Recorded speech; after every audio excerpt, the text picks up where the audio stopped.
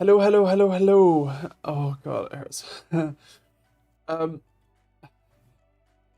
Forewarning for anyone who's watching this on VOD, my stomach hurts and I've got a cold, so this is not going to be a pleasant listen. So I'm sorry. I will do my best to mute when I'm being horrible, but yeah, just let you know.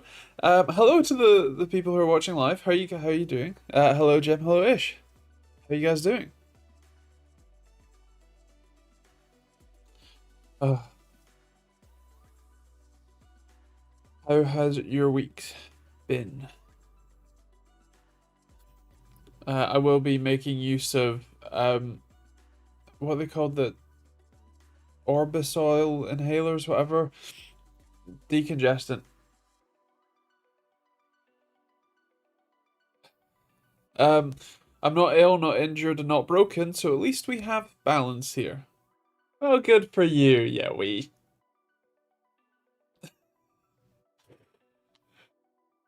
Glad you're doing alright. Oh dear. Um, oh yeah, and this eye sort of exploded, and it's doing well. Hello Joe, how you doing, man? How's things? Uh, how am I doing? Badly. I am 29 now though, so you know. I had a lovely birthday, thank you for asking. Um, uh, is it pushing and doing like a Starmit there? Um, it's not great. No, yeah, no.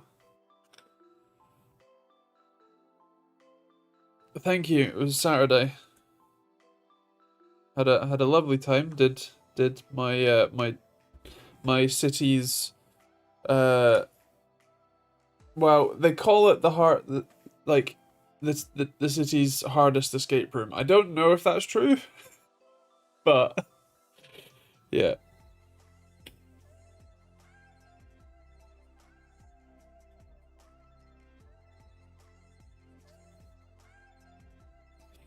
But we got out with 11 minutes to spare, which is the room had a 23% pass rate. So the fact that we not only got out, but we got out with 11 minutes to spare, out of 60. If you've never done an escape room before, they're generally an hour. Um, you know, 5 autists in a room, we do quite well. um, can't be that hard. You're sat here now. They do let you out.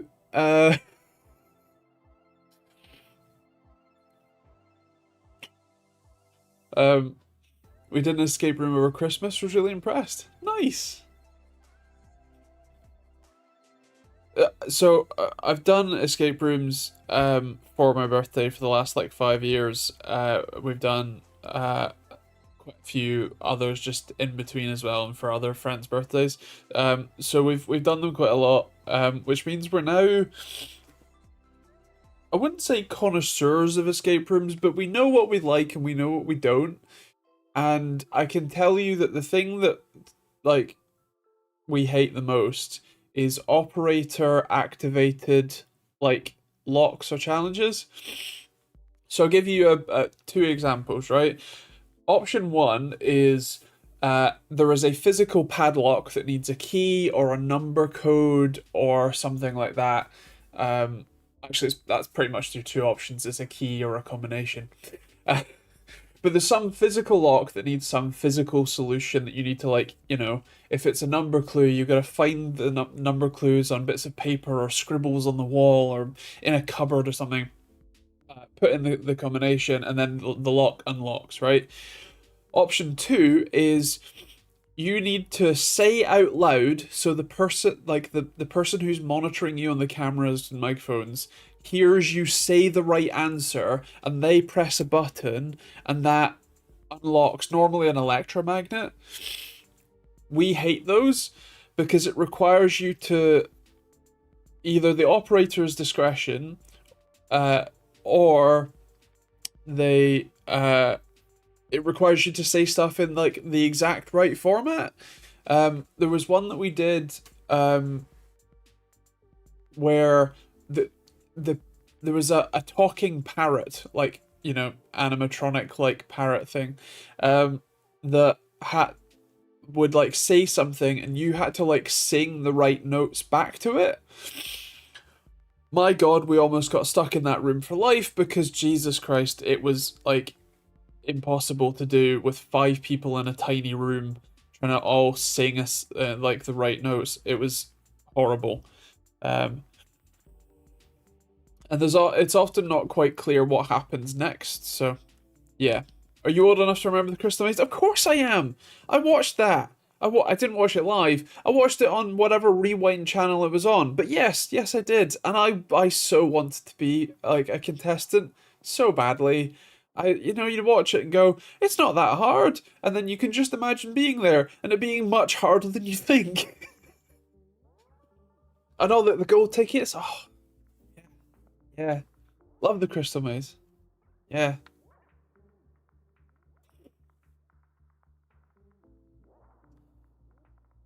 So yes, good fun. Um, but yes, how are you, Joe? Haven't seen you in a while. How you doing? How's things? I haven't tried one before, and definitely recommend to anyone, regardless of age or ability. We could ask for clues so even kids or sports watchers could compete. The implications of that sentence are just so beautiful-ish. Oh, wonderful. Oh, hold on.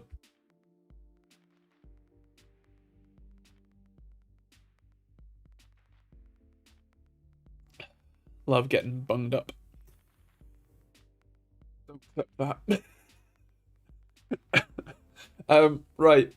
Focus. Is everyone sufficiently depressed at CES news? What's yeah, that's what's been happening this week, isn't it? I'm building another thing, because why don't I? I'm using this little guy, the ESP32C6. This is the one that does Zigbee and Thread and Wi-Fi actually. Um, to make a Zigbee CO2 temperature and humidity sensor, because I really want to be able to monitor the CO2 like level in here in particular, and yeah, it's this lets me do that, and there's also an absolutely microscopic CO2 sensor that's now available.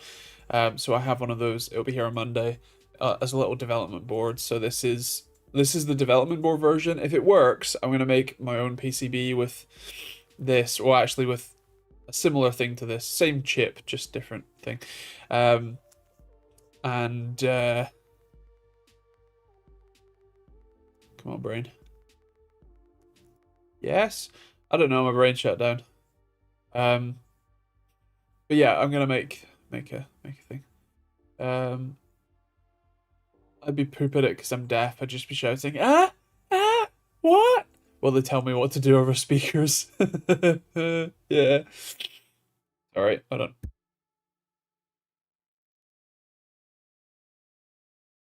on. Uh, the source of CO2 that's a concern is me. Um, you slowly deplete the oxygen in your room if you don't like ventilate it regularly, and because I spend most of my day in here, I try and go for a walk at least once a day. I obviously go to film upstairs. We you know have dinner in the living room. We go to the shops. Like, we do normal things, but I work from here and I also do a lot of my recreational time in here.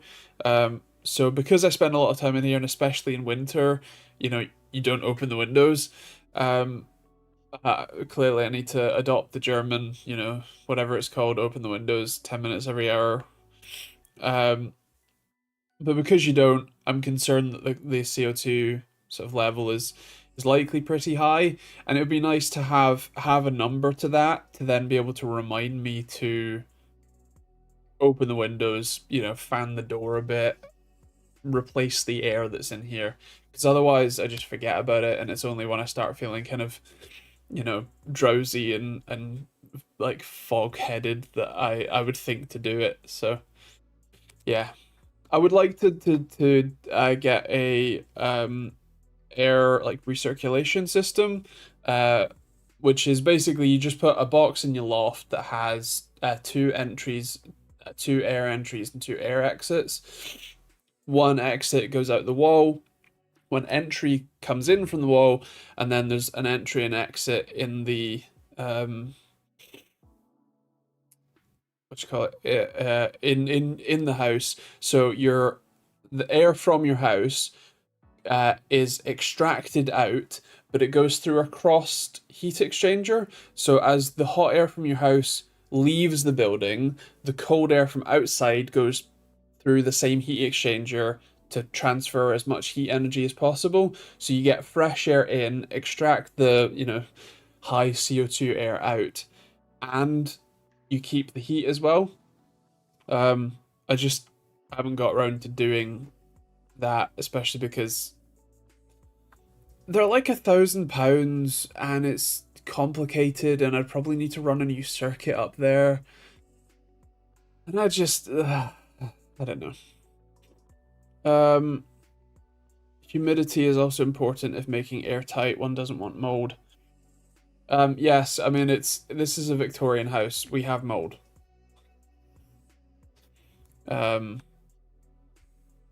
But yeah, so the sensor that I am getting is a CO2 sensor that has a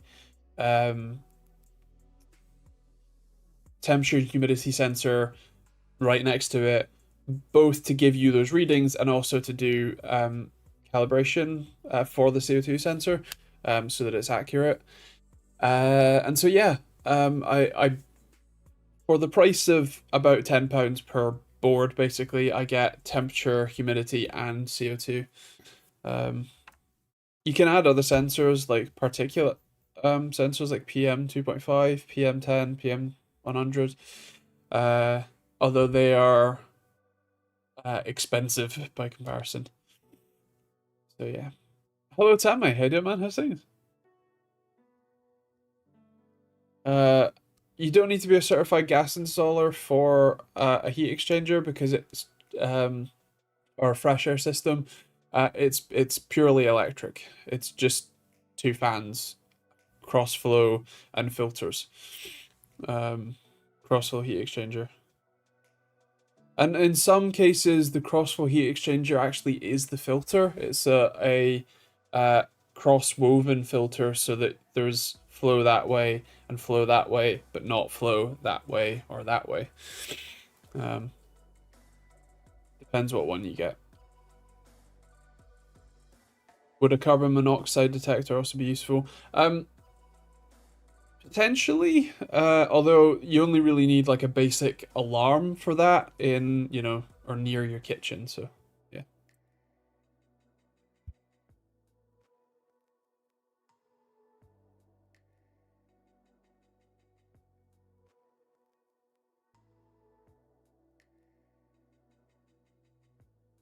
Love being ill. I have a BME 280 in the garden. That's what does my garden temperature readings. So yes, I'm familiar with them. It's just the Sensonics? What are they called? Hold on. Please hold. Sensirion. Sensirion? The STCC4 is the CO2 sensor, and their own SHT4X temperature humidity sensors are what I'm using for the temperature humidity, funnily enough. That's what's supported. Plans for at the wheel? Not currently. Hold on. Uh, Yeah, not currently. I am. Uh, I'm still just trying to survive, really. I have. I still have a stomach ulcer. It's still killing me. Um, so yeah, I'm just trying to survive. And I'm getting both more uh value or more return on my investment, both emotionally and monetarily, from like building tools and like building hardware products and stuff. Um, so that's where my energy is going right now. Um, that's not to say that At the Wheel is dead or anything. It's just I I'm not putting much energy into it at the moment.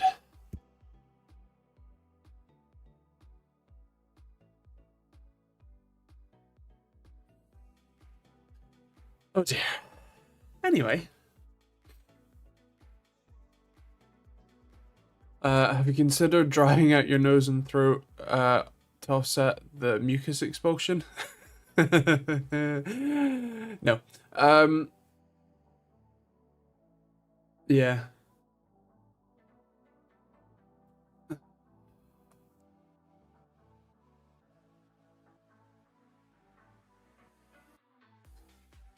And also, Joe, I've been good. Busy filming and stuff. Filmed 43 videos in the past 4 weeks. Nice. Um, at least one short form video every single day going forward. At least 3 full form videos every week. Got my site launching in a couple weeks too with stuff on. Nice. Good job. That's uh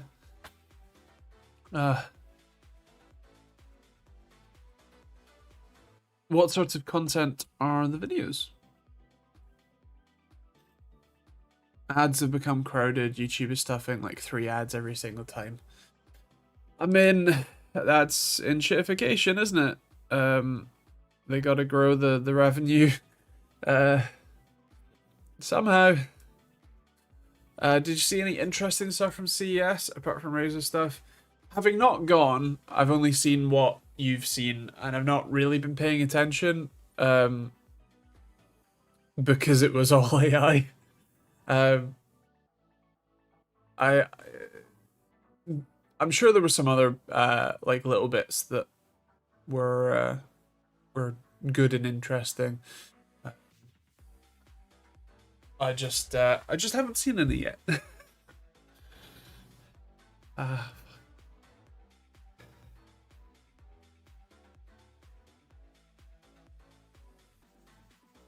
feels like I'm breathing fire. uh, my jogger is going back next month. It's riddled with electrical problems, and after nearly killing me on the motorway, when the electrics died and stopped the car randomly. Love that. Well, that's the one that's the like 1.4 kilowatt hour hybrid, but it's 400-volt battery or something, isn't it?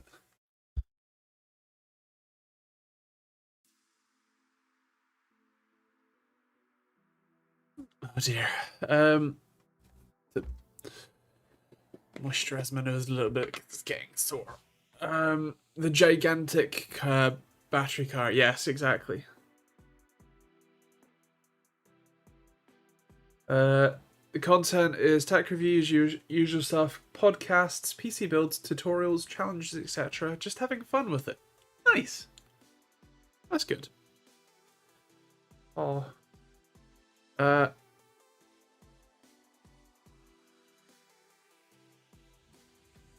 I'm using it, but being a marketer, I make it a point to not block ads, so I don't become a hypocrite. Fair enough. Oh, got a JQ5 luxury on the way. I'll be interested to see what you think of it and its reliability, because that's possibly the biggest concern, isn't it? From newer brands, let's say. Combustion engine one, not electric. Fair enough. Facebook and Instagram change the terms and conditions. Any idea what the changes are? They blocked me from reading the terms they forced me to accept. Love that. Oh dear. I don't know. I do my best to not use any of them. Hello, Be Right. How you doing, man? How's things? Good to have you. Ryzen, my friend's PC died. He said he heard the tower unit make a pop sound. I told him it was likely an electrical connection. Thoughts? Pop sounds are generally capacitors or thermistors. Or thyristors. Thyristors. Gotta love being dyslexic and trying to like remember the difference between a thermistor and a thyristor, or like tell the difference. Anyway, yeah, probably power supply dead. Would be my immediate guess, especially if there was a surge and it's a cheap power supply. I can go bang. Yeah, I would assume power supply is the problem, unless there is obvious magic smoke removal from something on the motherboard or graphics card, but it's unlikely that a cap on the motherboard, for example, would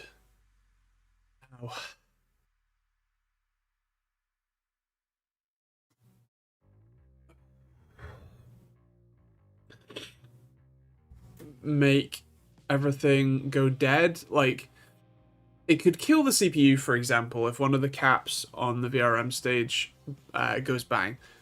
Could definitely kill the CPU, but I would suspect anyway that it would still be able to, have some lights on, or start booting but not post, like make the fan spin. But if it was a pop sound, it all goes dead and then it's completely dead for good, that's generally a power problem. Now, that power problem might have translated into the DC side and killed something like your CPU, your graphics card, maybe your RAM, maybe your SSD, who knows? Probably not, but still. But it is, from the information you told us, I think it's the power supply. Yeah.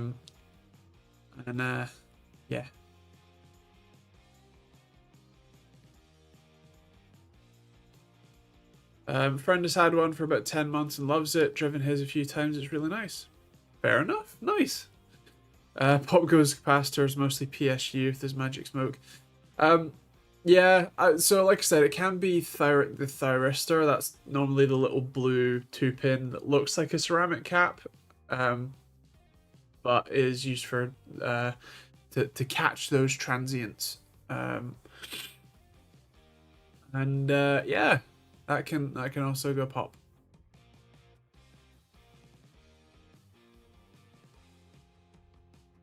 It's more than likely capacitors, to be clear, but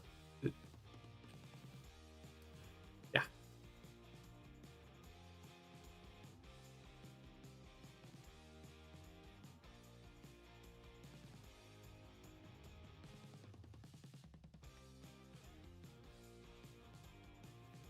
Whew. Oh yeah, I finally got new OSRCT PCBs in today, and I spent a couple hours soldering them all up. So I have a nice box of fully ready to go PCBs. I hand solder the header and the button in. Put the cap on, flash the bootloader there, and then flash the firmware there. And then, put them in a case, I hand cut the elastic to a meter, put the little cord stopper toggles on, put the display in, screw them together, test the potentiometer, and then run a full response time test. And then I can ship them out. Quite a lot of steps for those. Anything exciting planned or lined up other than testing kits? Well, like I said, I'm making a DIY Zigbee CO2 temperature and humidity sensor. I've already written all the code, so I literally just need to hook up the little sensor board that should be here on Monday. And hopefully I'll have a working one, and then I can make a more refined PCB version. That'd be quite nice. But yeah. Other than that, besides videos, I have a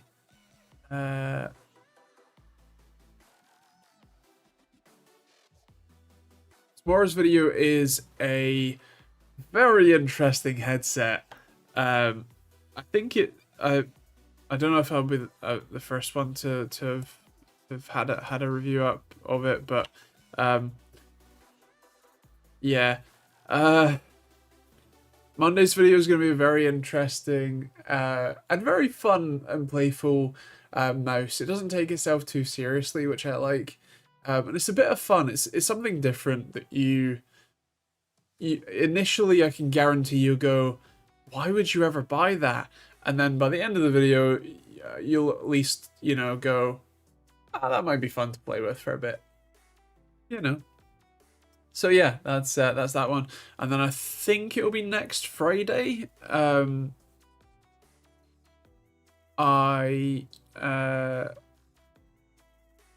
be the Linux video because I used Linux. I used Bazite specifically for over a month. Not quite daily driving because my desktop is my daily driver and I'm not touching that, because that's what I do all the work on. But I installed it on a laptop that I have available and used it for a full month. Started writing some software for it actually, and yeah, that video will be out next Friday, I think. And then I'm gonna take the Monday off, let the Linux one stew for a bit. And yeah, Bazite is based on Fedora. Yes, it's not even a different Linux distro. It's Fedora with a few tweaks, basically. Like it's actually Fedora. It's not like, I don't know, Ubuntu, which is Debian, but there's a lot different. It's Fedora with a skin, basically. Like there's some other changes. I'm the wrong person to explain this well, but yes. Whereas CachyOS, I think, is Arch, by the way, if I remember rightly. CachyOS is the other one that people recommend if you're swapping from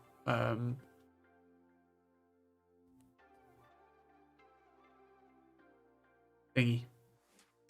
Windows. Yeah.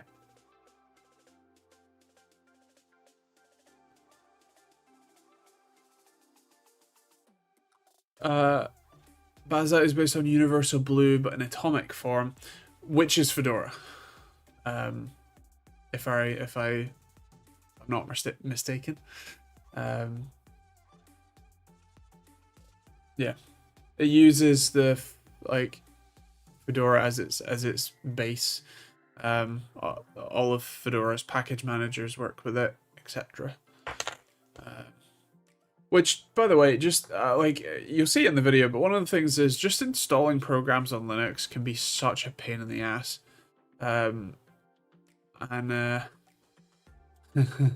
Yeah. Because so I have some familiarity with Linux and installing programs, but I've basically only ever used Ubuntu and Debian, which I'll use apt, right? Pretty simple, pretty easy, all good. And then you use something like Fedora, and you now, like on Bazite in particular, there is a list of 6 different ways to install programs. Homebrew, DNF, which is in Bazzite is actually rpm-os tree. Oh God, what are the other ones? I've already forgotten them. Yeah, there's lots of different options, even just within one operating system. And then if you go to, like I said, with a Debian base, you just use apt for everything. Wonderful. Arch has its own one. It's a lot. It's a lot. I hate Fedora. I hate the Bazzite jail version even more. Fair enough. I'm kind of the other way around. I've only ever used RPM, so I get confused by the others package managers. I mean, fair enough. It's just one of those. The fact that there are so many different, like, package managers in general are somewhat unfamiliar term and like way of doing things if you've only like used Windows. So to wrap your head around the fact that to install basically anything, you need to go to the command line and type in, sudo apt install whatever.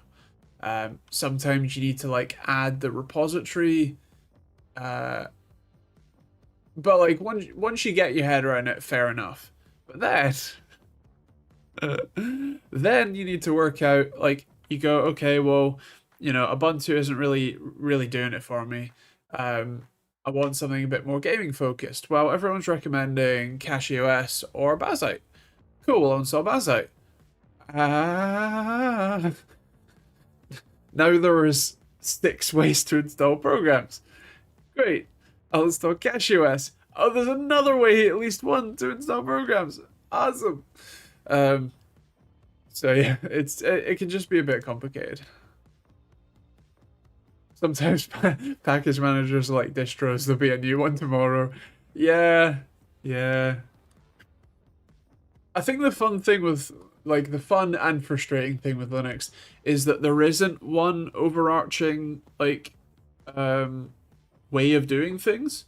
Like, Windows has a lot of faults. Windows is mostly faults.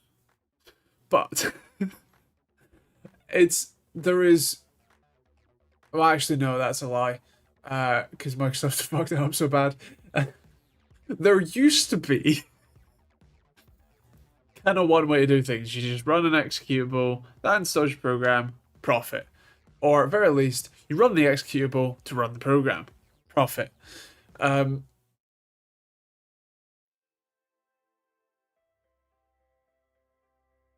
Well, that's the thing. Like, Windows doesn't have a central package manager because that concept is quite foreign to Windows users. As you say, every app is its own installer. That is, from a, like, putting my Windows user hat on, that makes sense. Like, if you want to install an app, you just find the app and install it. To have a centralized repository of all of the possible apps that have feels like a weird concept. Like, if you want to make your own thing, well, what now? You've got to like add it to these repositories. That feels a bit weird. Or I guess in some like Ubuntu or Debian's case, you can just create your own repository and have people add that. But still,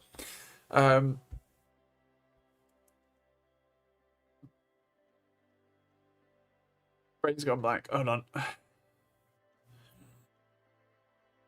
on. Don't get me wrong. I fully understand why Linux has package managers, and I do really like them. It's wonderful. But yeah, it's just.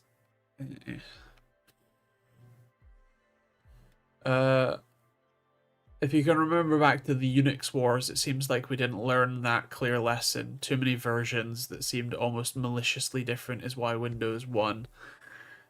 I mean, it's also kind of like it's a pretty common thing. Like Apple has such great market share, especially in the US, because it's not the best option for basically anything, but it's the easiest option and it's the best overarching like user experience. Hold on.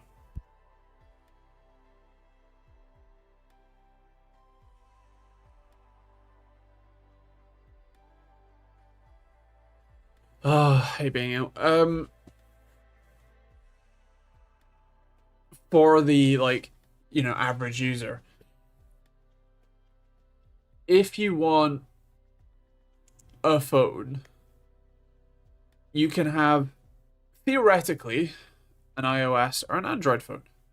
Except an iOS phone, you have 2 to 4 options depending on how many older versions of the phone still exist, like or that Apple still sells. And that's about it. But with Android, each manufacturer is their own, Android maker who have their own multiple versions, and so there is thousands of different options. And if you frame it as Android or iOS, it can be very complicated and daunting to look at thousands of different phones and go, well, which one's for me? When, you just have, well, I was on the 15, so, and it's been 2 years, so I guess I'll get the 17. It doesn't require thought, it doesn't require effort, it doesn't require understanding. You can just do it.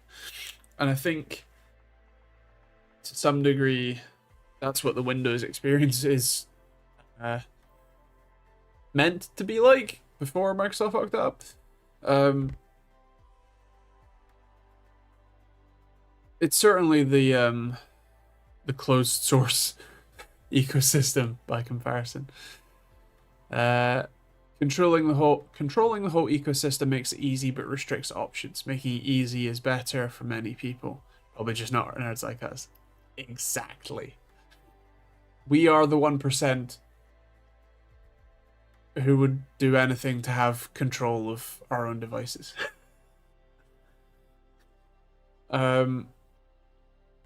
Apple succeeded by enforcing a walled garden. It was effective. And Google's App Store, I assume there was meant to be more to that message. Google's App Store does a similar job, but not quite as well. Google's App Store still gives you the mobility to go between any Android device, which for me is a really nice thing because it means that if like OnePlus were to stop existing, I don't lose all of the shit that's on my phone, like all of the apps and the ecosystem that I have curated for myself. I can buy a Samsung phone. I can buy, I would say an Oppo, but that's OnePlus's sister company. I can buy a Huawei or a nothing phone. Like there are a lot of options. Is what I'm trying to say.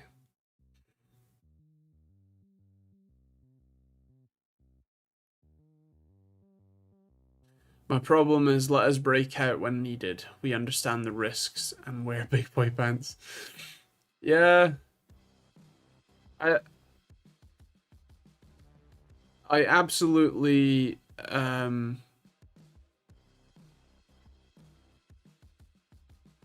absolutely agree.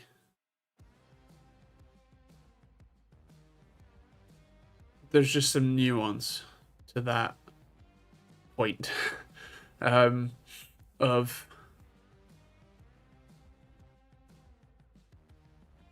people can be idiots. I'll leave it there. Hello MWK. Do you think the 1700 XTX is a good video card? I do not want to switch to Nvidia due to the power connector.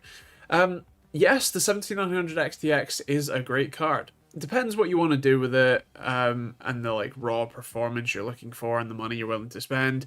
But the high VRAM and still great raster performance means that it's yeah, a very good card. Especially if you're doing like 1440p or whatever, you're gonna have a great time with it for sure.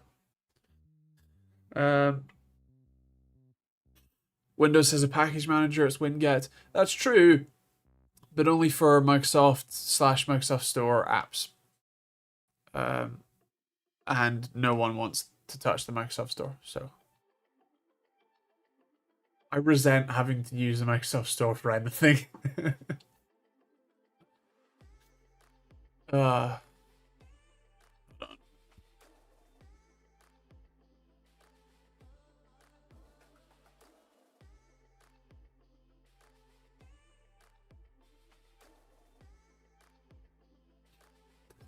have I had any NVIDIA cards that have the power connector issue? I haven't, although I've also not had, in the grand scheme of things, many NVIDIA cards that have that power connector.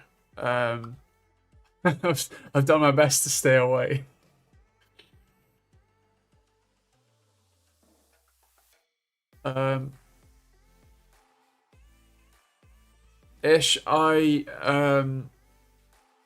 I have an install script that I run, like a post install script that I run especially for my own like everyday use machines, that will do stuff like install WSL without me having to touch it. It's just I run the script and it will uninstall OneDrive, it will uninstall potentially Copilot if I were to update it, it will uninstall all of the bloatware and all the telemetry. Give me basically full control of the system again, which is great. And can do stuff like install WSL. That's a Windows subsystem for Linux, if you don't know, which is basically running a virtualized version of Linux distros of your choosing within Windows. So if you need to run Linux only, especially command line stuff, especially if you're doing development stuff, it can be really useful to run it under WSL, because you're just running it in Linux within Windows. Yeah.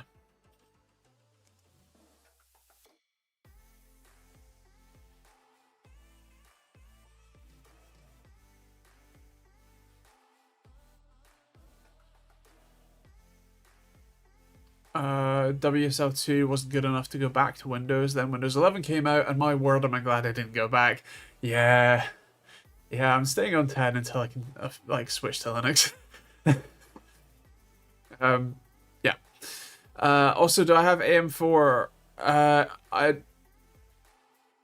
Sorry, I'm autistic. I want to answer this in a few different ways. Yes, but not in my main machine. I run an 11900K as my CPU of choice right now, because that was what was available to me when I switched to it like 2 years ago, and I use my computer for work, so I don't touch it. As long as it keeps working, I don't touch it. Don't break what's not broken. But I ran AM4 for a long time before that. And I have a bunch of AM4 boards and CPUs and stuff that I've used an awful lot for testing and benchmarking and all that stuff. So yes, but none active. There you go. Tammy, I don't know why your comment hasn't shown up in chat when I can see it here, but it's not even the full version of Linux in a VM. WSL is such a it's because you said bastardized, right? Bastardized implementation, and also increases the attack vectors because it gives direct access to storage. Ah, yes, love that. Yeah, it's the direct access to storage part is actually one of the things that I like the most about WSL. You don't have to like mount your own drive or whatever. Like it makes things easy, but that goes both ways. So yeah, fair enough.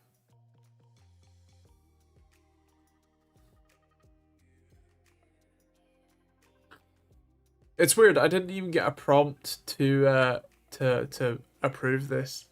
It's just in the ether.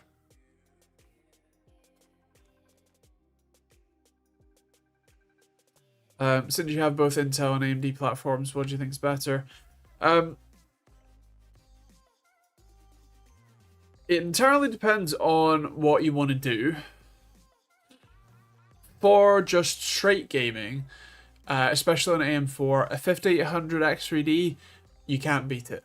It is wonderfully fast for gaming. It's just brilliant. It's very efficient, especially compared to the Intel chips of the time.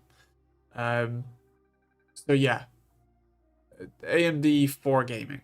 If you want to do productivity, again, AM4 versus like Z 670. What motherboard do I have?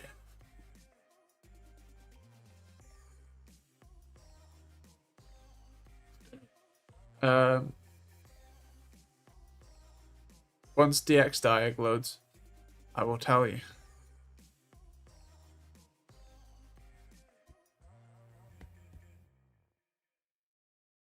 Is this 6? Oh, that's annoying. An MS7D15. Please hold.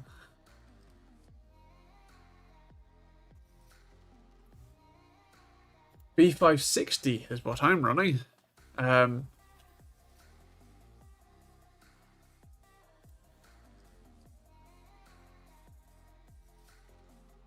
Anyway, yes. Yeah, depends what you want to do. You asked about like gaming, so that's the answer I'm giving you. If you want productivity, comparing the two, I mean, I'm pretty sure that the 5950X, the 16 core, is faster for productivity than the 1100K. So in those sorts of generations, that's better. If you want the ultimate in like low power and idle efficiency, the 12th and 13th.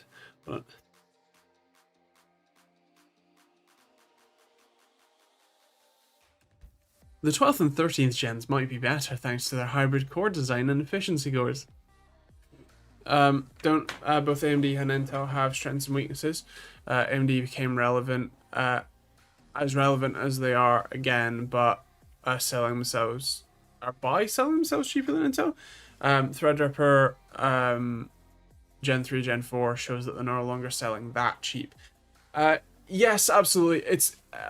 It's hard to give such a generalized answer. And the question was predicated specifically with AM4, so I'm mentally comparing like AM4 to the 5th, maybe 6th gen. And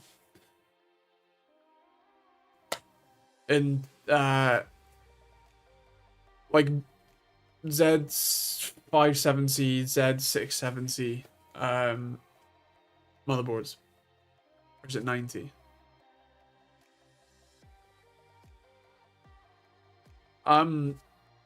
There's a lot wrong with me. I don't.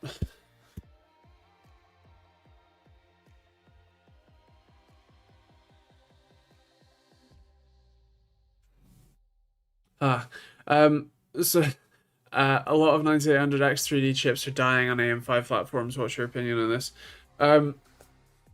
So when you say a lot, you mean like 10 people on the internet? From what I understand, those were fairly isolated issues with specific motherboards. I think it was ASRock.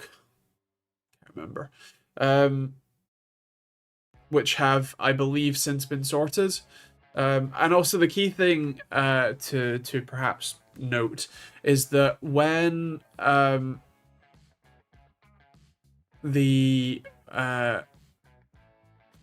when chips have started blowing up with AMD, generally speaking, and this doesn't necessarily mean that's going to continue, but generally speaking, thus far, AMD have generally sort of jumped at the opportunity to do the right thing, to replace the CPU for free, get a new motherboard for free kind of thing.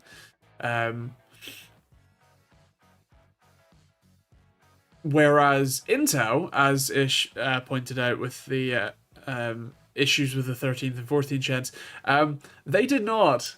They did not.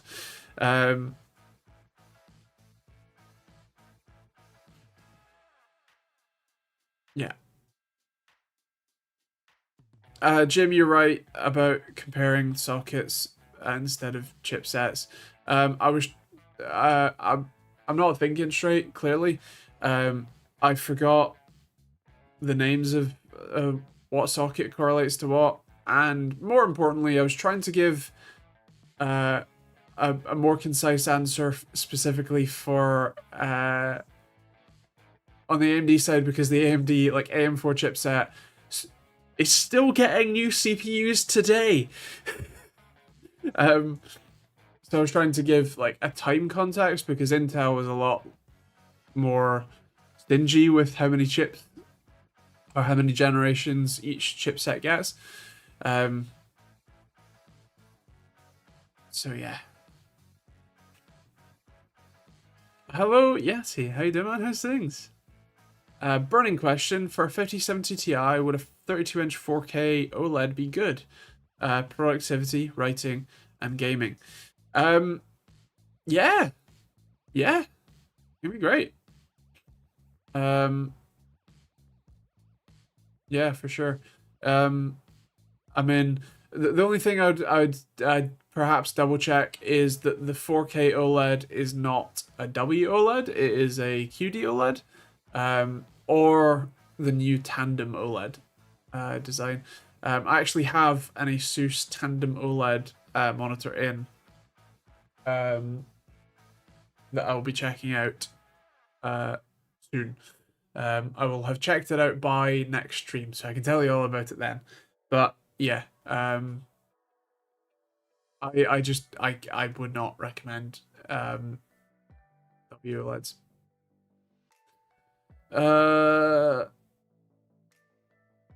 Hunting a Tandem one, don't have the money yet anyway. Fair enough. But yeah, 5070 Ti is plenty of performance for that. Do you think Zen 5 will come to AM5? Are we on Zen 5 now, or are we on Zen 6? My brain's fried. Can someone tell me if we're on 5 or 6 now? Oh dear. We're on Zen 5 now, right, okay. That might be a stretch. Zen 6, yes. Zen 7, I'm not sure.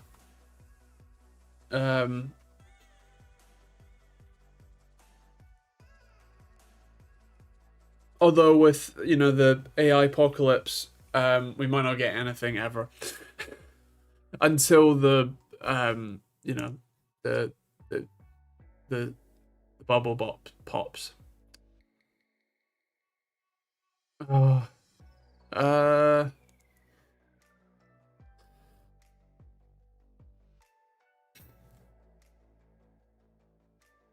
And yeah, be right. The only reliable answer, which doesn't satisfy most of those asking, is it depends.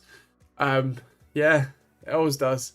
Like I was attempting to say, I was trying to give my answer in the context of gaming and of those generations of chips.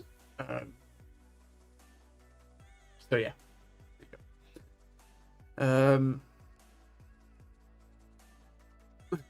Or as I think of it, Skylake plus plus plus plus plus plus plus plus plus. Yeah, pretty much. And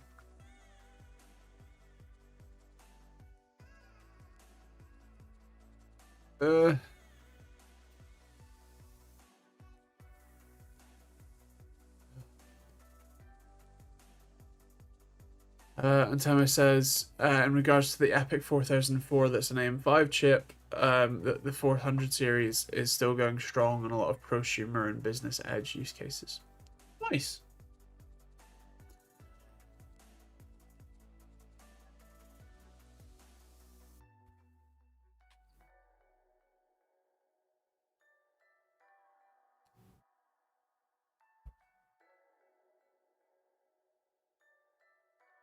Oh, dearie me. Anish said, didn't AMD also do loaner chips back when AM4 boards needed flashing to allow next gen chips? And yes, they did. They did indeed. Going from a 5950X to a 9950X is a big jump.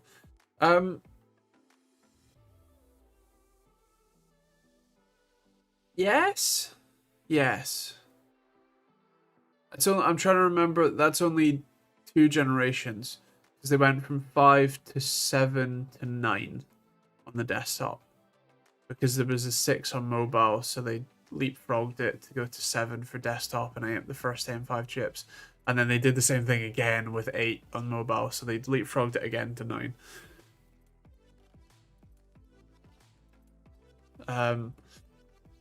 So yes, it's definitely an improvement for sure.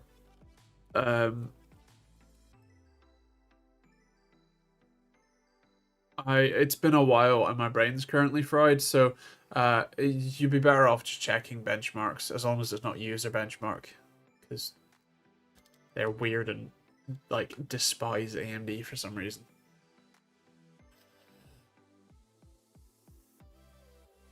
I think it was just the popular opinion at the time to like Intel, and then when AMD got good, they're just like salty about that because they made it their whole personality.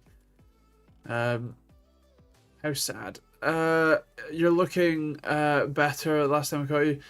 Currently, I have a stomach ulcer. That's what's been killing me. Or I keep getting stomach ulcers. I currently have one. It's killing me. I'm just not currently dying, so I guess that's something. Yeah. And I have a cold currently, like this very second, so. Main difference is Epic has ECC support on CPU with relevant motherboards. The consumer ones only have ECC for memory, but no way for the CPU to correct anything in transport.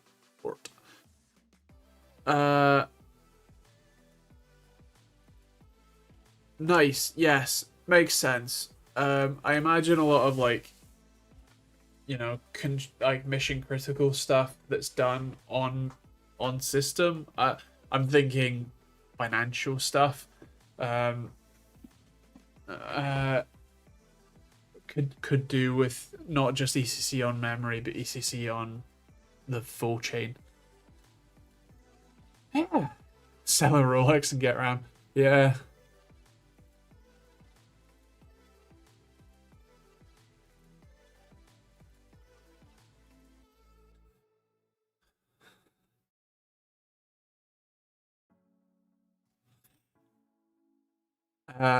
Mad though in it that the prices now on RAM are such that if I had a Rolly, it'd be cheaper than the RAM.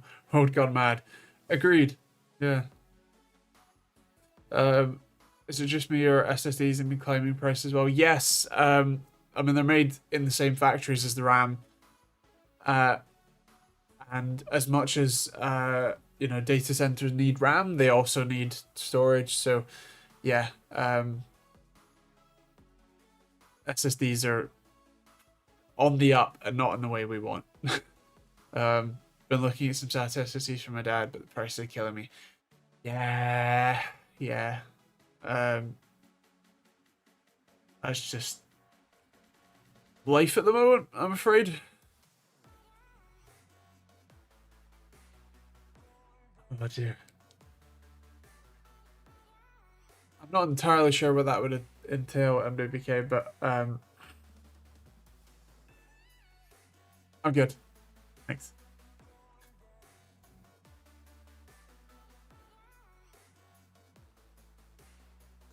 Zen AI. Ugh. I mean, it will be, but I hate it. I hate it so much. With a passion. Passion of 1,000 suns.